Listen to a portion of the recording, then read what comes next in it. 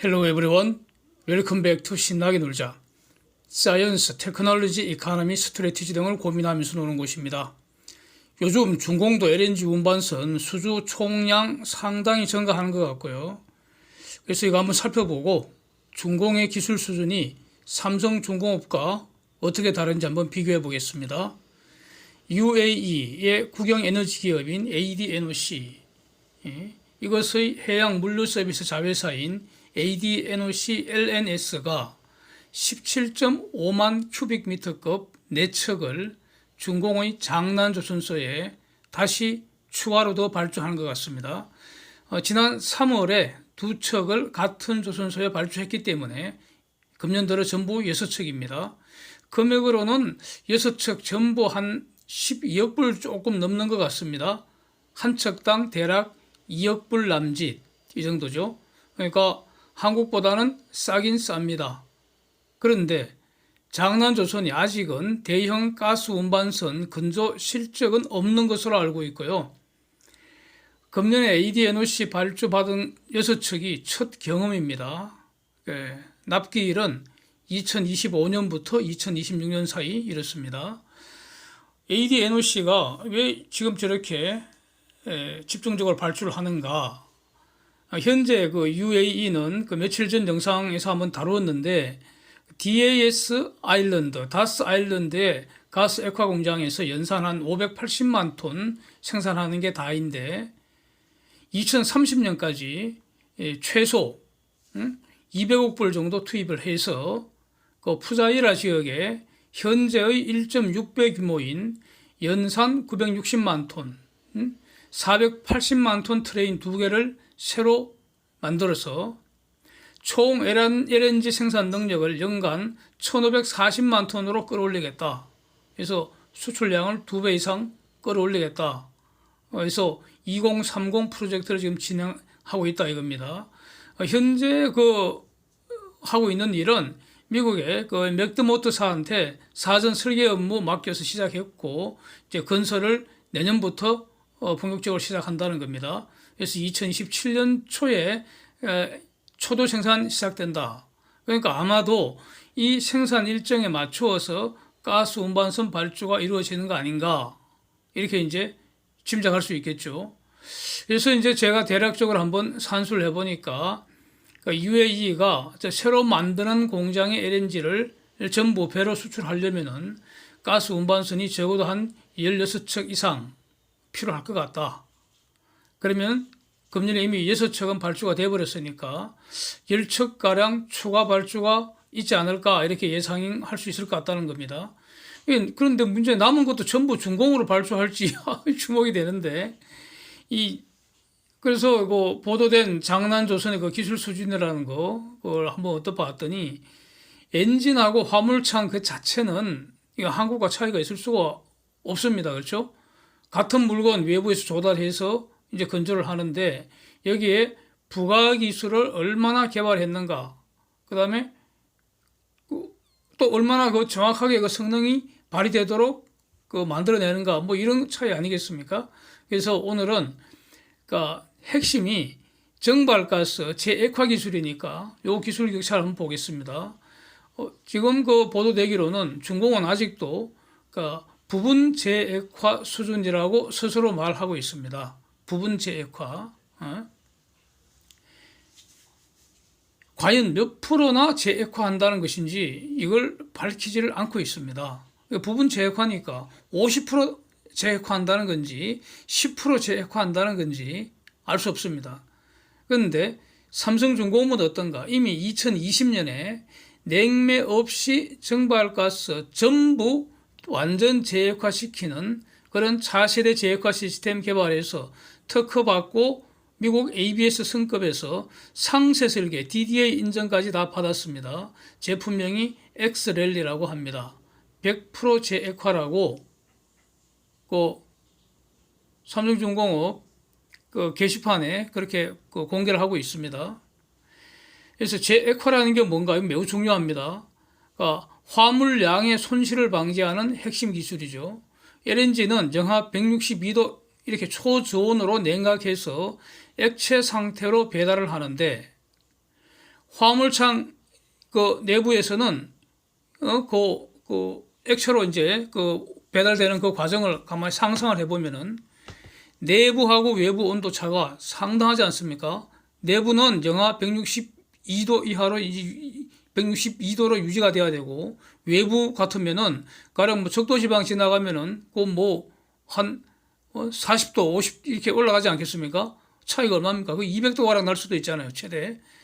그 다음에 운송하는 동안 배가 막 흔들리니까 그 화물도 막 출렁출렁 할 거 아닙니까? 그 이제 운동한다는 거 아니에요.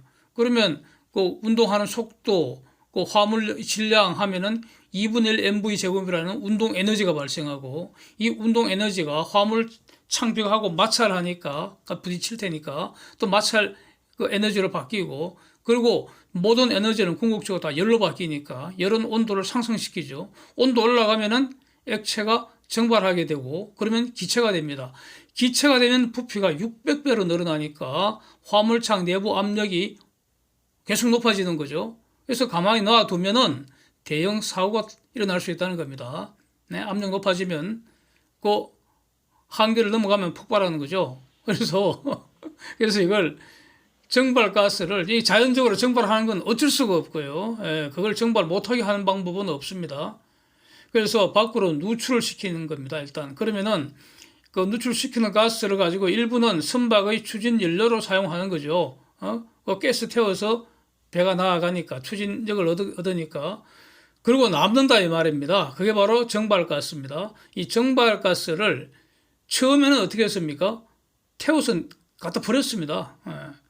그렇게 되면 이제 화물이 낭비가 되고 요즘 시각으로는 탄소가 배출되니까 저렇게 해서는 안 됩니다.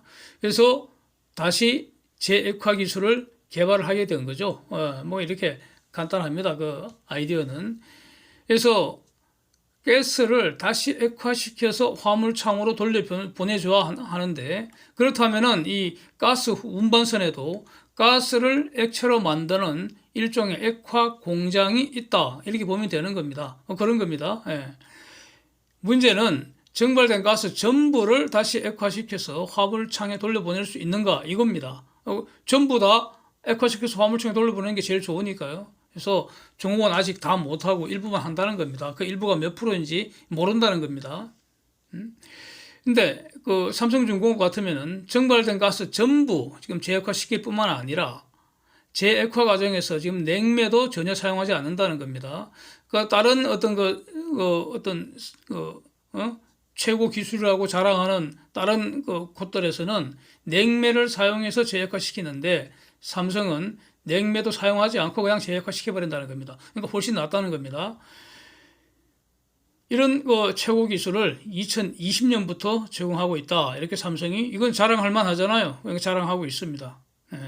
그 다음에 여기에 더해서 이게 다가 아니고 여기 더해서 이 엑스렐레에다가 센서를 부착을 해서 저 배가 어디에 있든지 간에 원격으로 모니터링을 해서 그 실시간 그 상태 데이터를 다 받아서 유지 보수 기초 데이터로 다 활용한다는 겁니다. 이게 바로 그 삼성에서 자랑하는 스마트십 기술 가운데 S베슬 그 내용 아닙니까? S베슬에 저게 통합되어 있다는 겁니다. 관리하는 것이. 그래서 결국 그 중공배는 싼 게 비지떡이라고 가격은 싸지만 한국은 이제 좋은 물건 제값 받으니까 가성비 따지면 K조선이 짱인 것 같습니다. 뭐 어떤 그 금년 들어서 후동종화가 총 23척을 수주를 받은 것 같고요. 장난조선이 6척, 그래서 전부 29척의 가스 운반선 받았습니다. 이거 상당히 많은 겁니다. 이건 뭐 숫자는 제가 추정한 것이고요. 한국은 지금까지 그 금년 들어 지금까지 삼성중공업이 10척, 현대가 17척, 대우가 12척 해서 전부 39척입니다. 그래서 그러니까 개별 조선소별로는 지금 후동중화가 1등이네요. 세계 1등입니다. 척수로는. 근데 후동중화는 거의 대부분이 자기 발주라고 말씀을 드렸습니다. 그 다음에 이제 그 최근에 나온 재미있는 뉴스 하나 있죠. 핀란드가 러시아 가스 대금 루블라 지급 거절을 하고 이 나토 가입 신청했죠. 스웨덴하고 같이. 그러니까 이제 푸딩이 이 핀란드로 가는 가스관을 잠겨버렸다는 건데 그 대책이 다 마련해놓고 했겠죠. 그래서 핀란드의 대책이 뭔가 해서 FSRU 그러니까 부유식 LNG 저장하고 재기화시키는 장치 아닙니까? 그러니까 일종의 그 해상가스 저장소입니다. 해상가스 터미널 FSRU 한 척을 미국 회사한테서 10년간 리스하기로 했다는 겁니다. 그래서 저거 한 척만 딱 리스를 하면은 핀란드하고 에스토니아 수요를 전부 충족할 수 있다고 합니다. 핀란드는 그 전체 에너지 수요 중에서 그 가스 비용이 그렇게 넘지 않다고 합니다. 에스토니아도 마찬가지고. 그래서 제가 한 척이면 된다는 겁니다. 미국 회사인 엑셀 레이트에서 빌려온다는데 용량은 15.1만 큐빅미터이고요. 그러니까 지금 그 핀란드하고 에스토니아 두 개의 나라의 가스 수요를 충족할 수 있는 용량이 15.1만 큐빅미터니까 우리가 지금 삼성중공업에서 만드는 가스 운반선 표준 사이즈가 17.4만 큐빅미터 아닙니까? 그러니까 저 배가 얼마나 큰지 이렇게 비교가 되는 것 같습니다. 15.1만 큐빅미터, 톤수는 한 6만 8천 톤 된다 하고요. 저 정도 하면은 전력량으로는 한 1050기가와트아워를 생산해낼 수 있다는 겁니다. 저거 다 채우는데 가스 운반선 이건 큰 용량은 아닌 것 같습니다. 한 달에 한 2번 내지 3번 정도 배달시키면 된다는 겁니다. 간단합니다. 그래서 10년 리스 비용이 대략 한 4억 6천만 유로, FSRU 빌리는 거.